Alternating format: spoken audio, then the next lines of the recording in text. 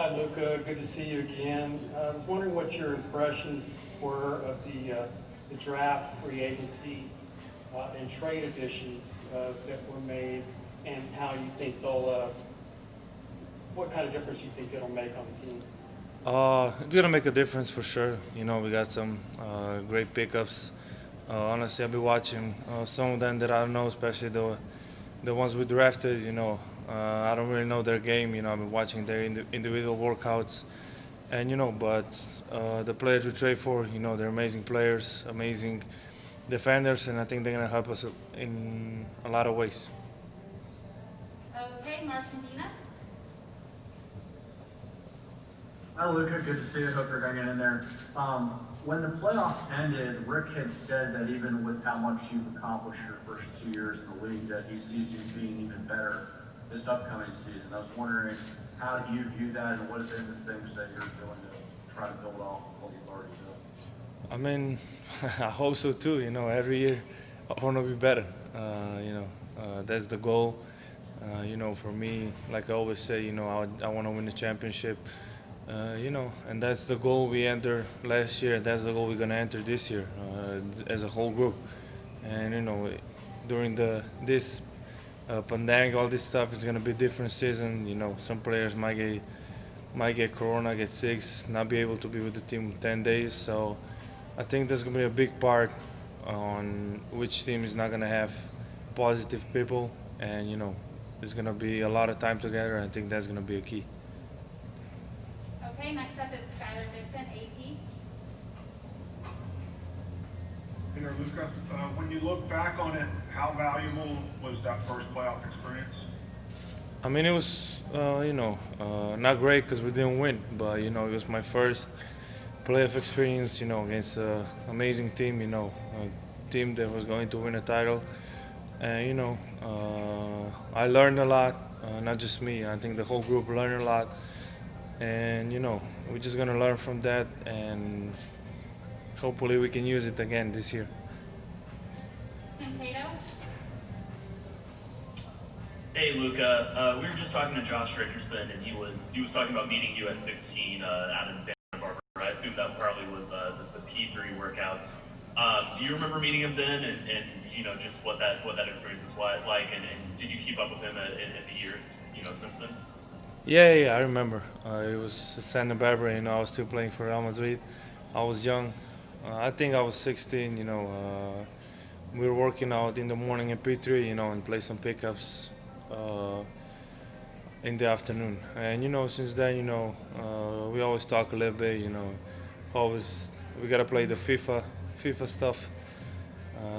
But he likes soccer. I like soccer, and we were keeping up with each other since then.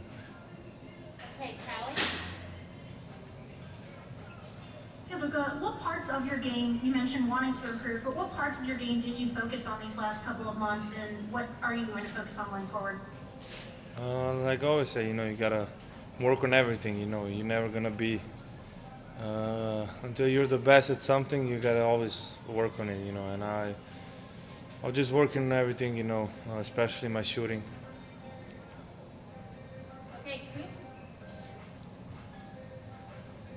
Hey, Luka, just to follow up on that, just what about your shooting have you been spending a lot of time with? And generally speaking, do you think that the biggest improvement for this team will come really from your experiences of last year, specifically being able to close out games better, and the fact that you were able to do a little bit of that in the bubble, is that a sign that you believe that that problem is pretty much in the rearview mirror? First of all, the first question about shooting, just a lot of shooting. Uh, a lot of positions, every position, just a lot of shooting. And the second one, not just me, I think the whole group.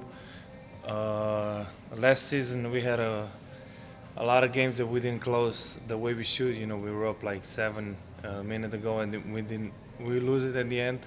And I think everybody learned from that. We are a young team, and I think right now, I mean, this season is gonna be way better than last season. Ryan Klein.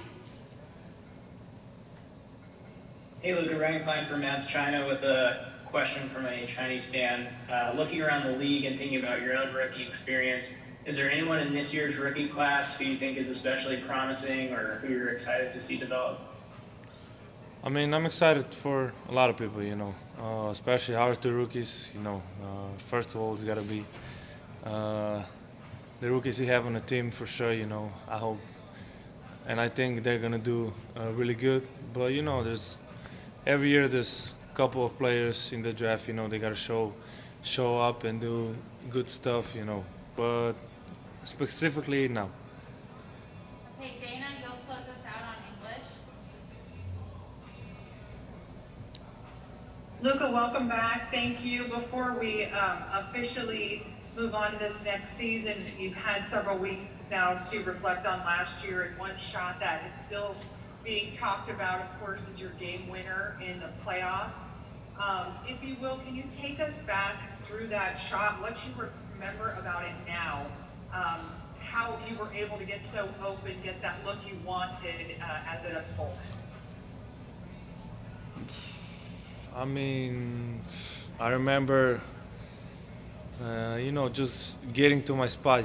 I think that's the key in the game winners. You got to get to your spot in the shot. You're confident, and like I always say, the way that when I made it, I look at the bench and everybody was running towards me. I still remember that. If you can just elaborate a little bit more on the emotions you felt as you did see it go in and the teammates coming out. I mean, I don't remember the emotions because after that game, I was thinking about how I felt when I made the shot, and I didn't remember. I was just happy, so that was it. Okay, I'm going to do actually one more in English with Christos from Greece, and then we'll move on to Spanish. Hello, Luka. I would like to ask you how big challenge for you and how hungry you feel to face Facundo Campazzo next season at Denver. I'm not happy because he's an amazing player, but no, I'm kidding. I'm happy for him to be here. He deserves it, but I'm gonna cheer for him every game, just not against us. Because he's a pain in the ass on the defense. So I'm sorry the expression. But I'm really happy that he's here.